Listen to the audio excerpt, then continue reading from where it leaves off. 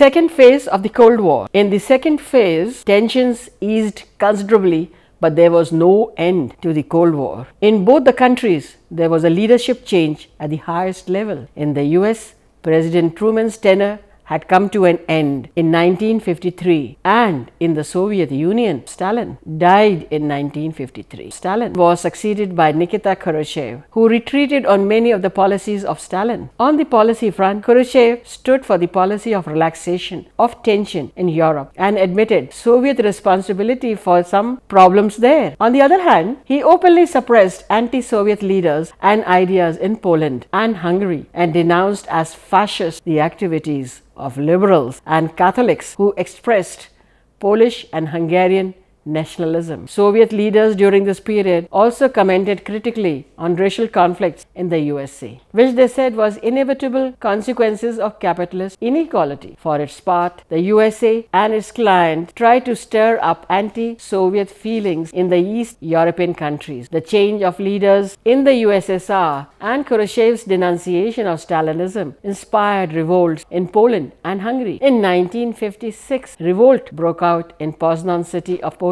and was suppressed also. The Communist Party of Poland became divided into two factions, one Stalinist and the other owing allegiance to Gomulka. Gomulka's faction succeeded, and the Communist Party of Poland decided to pursue a national road to socialism. This meant that Poland would have more control over its affairs as long as it respected Soviet hegemony, for instance, in economic and military affairs throughout Eastern Europe. Thus, Poland became the second country after Yugoslavia to follow the path of nationalist communism, which most Soviet leaders accepted within limit. In Hungary, people rose in revolt in 1956. The Soviet Union initially agreed to some reforms, but when Hungarians demanded complete withdrawal of the Soviet troops and Hungary's withdrawal from the Warsaw Pact, which was set up by the Soviet Union in response to NATO, that is NATO, the Soviet leadership got annoyed with the new course. The final declaration of Hungary's neutrality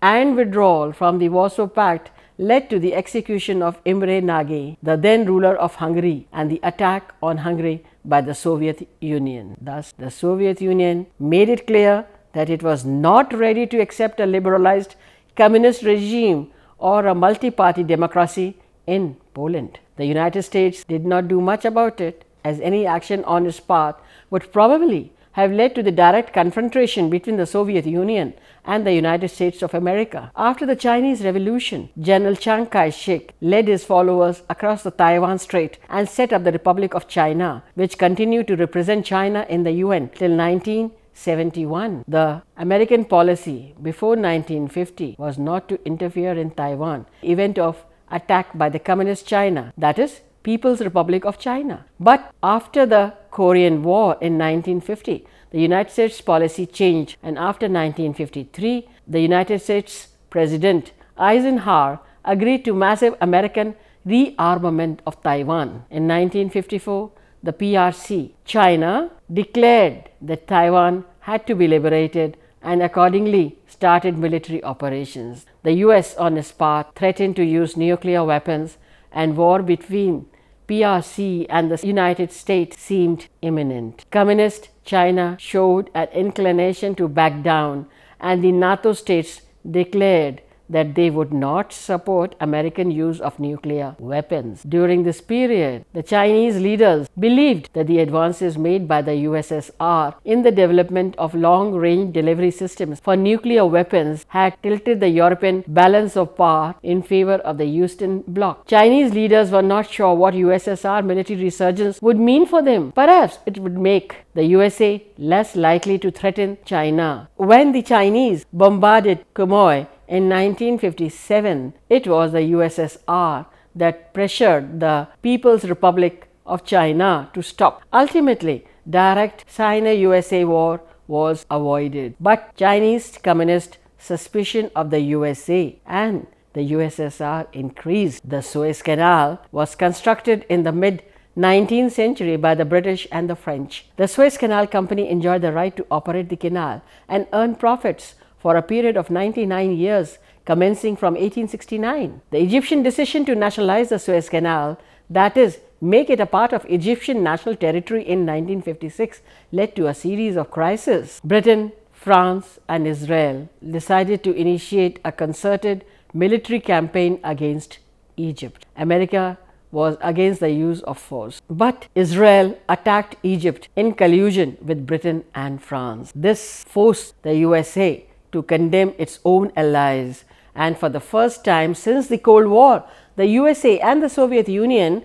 came together on this issue. Britain and France had to accept a UN peacekeeping force for the canal. The imperial decline of France, which had tried to remain independent of the USA security bloc, speeded up after the Suez crisis. Britain too was now generally recognized as being only a second-rate power and junior partner of the United States. In Cuba, Fidel Castro came to power after many years of struggle in 1959. He brought Cuba closer to the Soviet Union within a few years. The USA cut off diplomatic relations with Cuba, refused to purchase Cuban sugar, and supported an invasion of Cuba in 1961 by anti-Castro Cubans who were living in exile in the USA. The exiles attempted a landing at the Bay of Pigs.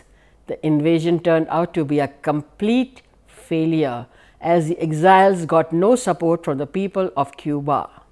The Soviet Union then decided to install a nuclear bomber and ground-to-ground missiles in Cuba, some of them only 150 kilometers from the United States. The Soviet Union also dispatched dozens of long-range missiles to Cuba. Since 1949, the USA had put bomber and missile bases in Norway, Turkey and other places directly adjacent to the USSR. The USA in turn announced a blockade of Cuba. There was a strong possibility of war between the superpowers. Initially, the Soviet Union denounced the blockade, but later agreed to withdraw the missiles on the condition that the Americans would not invade Cuba and would remove their medium-range nuclear missiles from Turkey. The USA agreed to the first condition. They soon removed missiles from Turkey with the excuse that they were outdated. This was probably the closest the superpowers could come to nuclear war during the Cold War. The Soviet Union virtually gave an ultimatum to the Western powers, demanding demilitarization of all of Berlin within 6 months. The USSR would remove its occupation troops if the other occupiers did the same. If agreement was not reached within 6 months, the Soviet Union was to transfer its occupation rights in East Berlin to the German Democratic Republic. When Soviet troops surrounded the city, the West Berliners and foreign occupiers were supplied by an air bridge eventually. Some Soviet leaders decided they could not easily force the Western powers out of Berlin, the city they had lost so many troops in occupying at the end of the Second World War. The Berlin crisis was not so much diffused as one in favor of the Western occupation forces. The Soviet Union continued to be worried during the 1950s by the flight of many workers and professionals from East Germany to West Germany via Berlin. When they resumed pressure against the Western occupiers over the Berlin question, the latter changed some of the terms of occupation to prevent being drawn into a major conflict over Germany. West Germany, the German Federal Republic, was being rearmed after 1955 and given effective control over most of the Western occupation zones where the communists were outlawed for some time. In 1961, the Soviet occupiers of East Berlin built a concrete wall to prevent East Germans from fleeing to the West German state. The Berlin Wall became a symbol of Cold War politics until Germans tore it down in 1989-90. During the second phase of the Cold War, there was a thaw between the two superpowers, but on certain occasions, as during the Cuban Missile Crisis in 1962, the possibility of a nuclear war and its catastrophic effects were an important factor that forced the two superpowers to change their attitudes. In both the countries, there was pressure to reduce military expenditure. Some grounds for improved relationship between the two superpowers had already been made. In 1963, the Soviet Union, the USA and Britain had signed a nuclear test ban treaty and agreed to carry out their nuclear tests underground only to avoid polluting the atmosphere any further. In the same year, a telephonic link, the so-called hotline, was introduced between Moscow and Washington to ensure swift consultations. The Soviet Union and the United States relationship now entered a new phase which has been described as détente, a term that was used for relaxation in East-West conflict. The détente was also to take into account China. The relationship between the US and China had been tense for past few years. The détente with China was a notable achievement. The Cold War did not end during this period, but there were improved levels of understanding. Henry Kissinger, an American official, described détente as a mode of arrangement of adversary power. Leonid Brezhnev, who succeeded Khrushchev as Soviet leader after the Cuban Missile Crisis, described détente as willingness to resolve differences and disputes not by force, not by threats and saber rattling, but by peaceful means at the conference table. It also means a certain trust and ability to consider each other's legitimate interest. President Nixon of the United States has been described as the author of détente, but this is more appropriate in the context of US-China relations. Although Nixon had based his political career during the 1940s, 60s as an anti-communist hardliner, when elected president in 1968, he took steps to improve United States relations with China. Several steps were taken by both the countries to ease the tension. In 1968, a nuclear non-proliferation treaty was signed by UK, USA and the USSR. A major area of conflict between the two superpowers was the two Germanys and Berlin. In 1969, the government of West Germany initiated the policy of Ostpolitik, which means a policy for the East. West Germany renewed normal relations with East European countries. Both the Germanys recognized each other and were recognized as separate and legitimate states by the superpowers. The two Germanys joined the United Nations in 1973. In 1972, US and the Soviet Union signed the Strategic Arms Limitation Treaty. The agreement did not reduce the amount of armaments, but did slow down the arms race. The then President of the Soviet Union and the USA met thrice, Brezhnev and Nixon respectively. The USA also started exporting wheat to the Soviet Union. In July 1975, 35 countries assembled for the Helsinki Conference. The signing of its final act was regarded for the time being as burying the Cold War. The final act contained 10 principles, most important of which was that all the nations were to accept the European frontier which had been drawn after the Second World War. Thus, the division of Germany was accepted. The communist countries promised to allow their people human rights, including freedom of speech and freedom to leave the country. During the period of détente, USA-China relations improved considerably.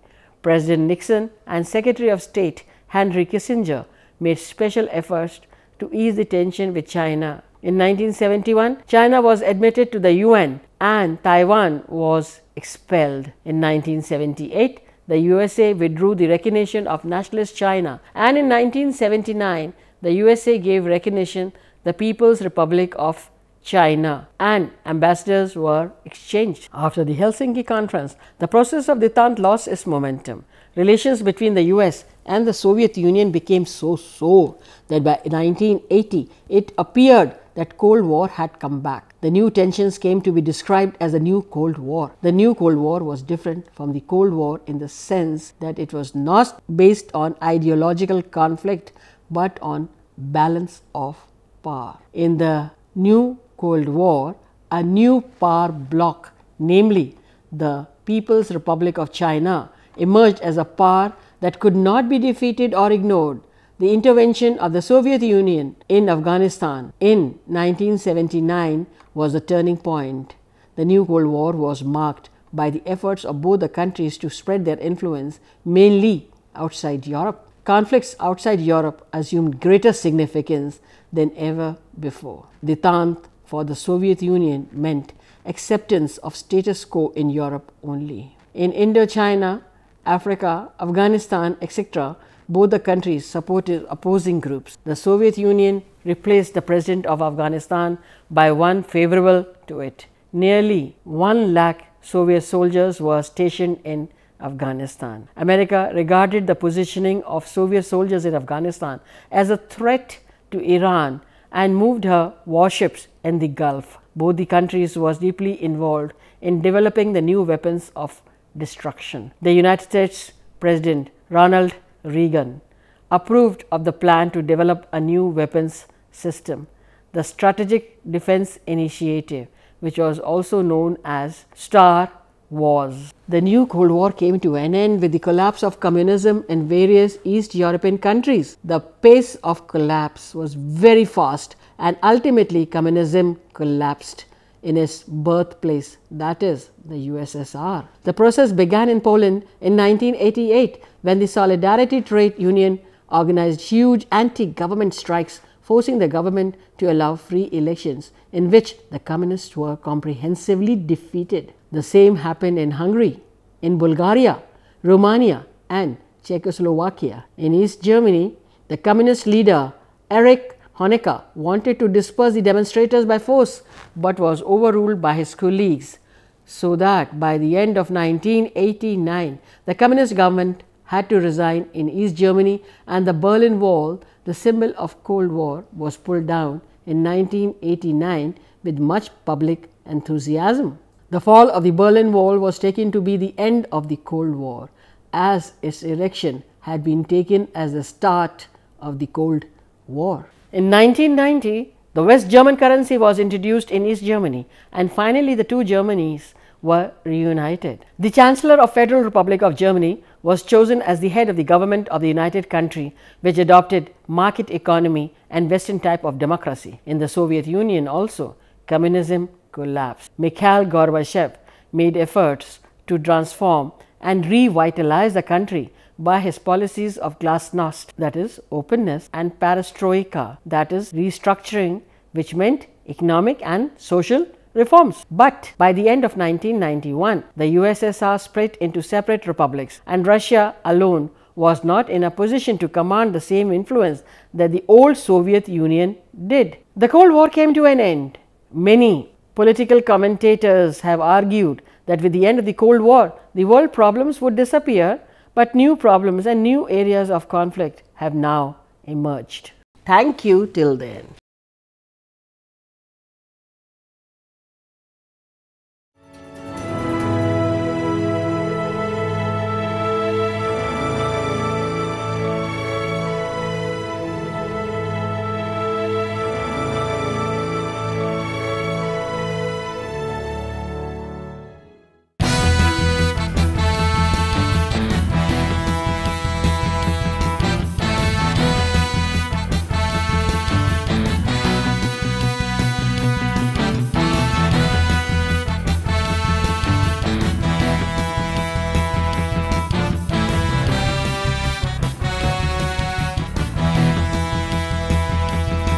वर्ष 1989 में एक स्वायत्त संस्था के रूप में भारत सरकार के मानव संसाधन विकास मंत्रालय द्वारा स्थापित राष्ट्रीय मुक्त विद्यालय शिक्षा संस्थान NIOS दूरस्थ शिक्षा की विश्व में सबसे बड़ी मुक्त विद्यालय शिक्षा प्रणाली है। 25 लाख से अधिक पंजीकृत शिक्षार्थियों के साथ NIOS देश विदेश में 1200 से अधिक व्यावसायिक और 5500 से अधिक शैक्षिक अध्ययन केंद्रों के नेटवर्क द्वारा शिक्षा वंचितों तक पहुंचने का प्रयास करता है। जीवन ये प्रकाशित करने, राहों को आलोकित करने, जीवन ये प्रकाशित करने, राहों को आलोकित करने, हम अपना दीपक स्वयं बने, हम अपना रास्ता स्वयं चुने, हम अपना दीपक स्वयं बने, हम अपना रास्ता स्वयं। जनमानस में शिक्षा और प्रशिक्षण से सामाजिक आर्थिक विकास को एक नई गति प्रदान की जा सकती है। इसी क्रम को आगे बढ़ाते हुए NIOS जन स्वास्थ्य में 1 वर्षीय प्रमाण पत्र पाठ्यक्रम राज्य स्वास्थ्य समिति स्वास्थ्य विभाग बिहार के साथ प्रारंभ करने जा रहा है। इस पाठ्यक्रम का उद्देश्य होगा सामुदायिक स्वास्थ्य कार्यकर्ताओं को शिक्षित और प्रशिक्षित करना। अगर आंकड़ों पर गौर करें तो लगभग 10 करोड़ की आबादी के साथ बिहार देश में जनसंख्या के आधार पर तीसरे स्थान पर है। राज्य का 2/3 भाग ग्रामीण क्षेत्रों में निवास करता है, जो कि कुल जनसंख्या का 88.71% है। गौर करने योग्य तथ्य ये है कि आज बिहार में एक बड़ी आबादी पर डॉक्टरों की उपलब्धता का अनुपात बहुत ही कम है। इन आंकड़ों अनुपातों को ध्यान में रखते हुए जन स्वास्थ्य की सुविधाओं के सुगम निष्पादन का एकमात्र उपाय हो सकता है प्रशिक्षित सामुदायिक स्वास्थ्य कार्यकर्ता। सामान्यतः सुदूर ग्रामीण अंचलों में कार्यरत एक प्रशिक्षित सामुदायिक स्वास्थ्य कार्यकर्ता निवारात्मक तथा उपचारात्मक स्वास्थ्य सेवाएं प्रदान करता है, जो कि मानव शरीर विज्ञान तथा क्रिया विज्ञान का आधारभूत ज्ञान और स्वास्थ्य, स्वच्छता एवं पोषण विज्ञान की समझ भी रखते हैं। जन स्वास्थ्य का ये पाठ्यक्रम सफलतापूर्वक करने के बाद प्रशिक्षित सामुदायिक स्वास्थ्य कार्यकर्ता संक्रामक, असंक्रामक तथा जीवन शैली संबंधित रोगों सहित आपातकालीन स्थिति में किए जाने वाले उपायों और रोगों की रोकथाम करने में सक्षम होंगे। साथ ही प्राथमिक उपचार, औषधि विज्ञान, फार्मेसी तथा दवाओं के दुष्प्रभावों का व्यवहार ज्ञान प्राप्त कर सकेंगे। परिवार नियोजन तथा टीकाकरण सहित मातृत्व व बाल स्वास्थ्य पर मार्गदर्शन करने में भी दक्ष होंगे। आज बढ़ती जनसंख्या के अनुरूप डॉक्टरों का उपलब्ध न हो पाना एक विषम समस्या बन गई है। समय की मांग है ऐसे प्रशिक्षित कार्यकर्ताओं को तैयार करने की जो तत्काल ग्रामीण क्षेत्रों, अस्पतालों, नर्सिंग होम और स्वास्थ्य क्लबों में जन समुदाय की देखरेख कर सके। इसके लिए प्रत्येक गांव मोहल्ले से कम एक व्यक्ति को जन स्वास्थ्य के इस व्यावसायिक प्रशिक्षण कार्यक्रम के माध्यम से प्रशिक्षण देकर कुशल बनाया जाएगा। ये प्रशिक्षित कार्यकर्ता समाज में बहुउद्देशीय स्वास्थ्य रक्षक के रूप में कार्य करेंगे।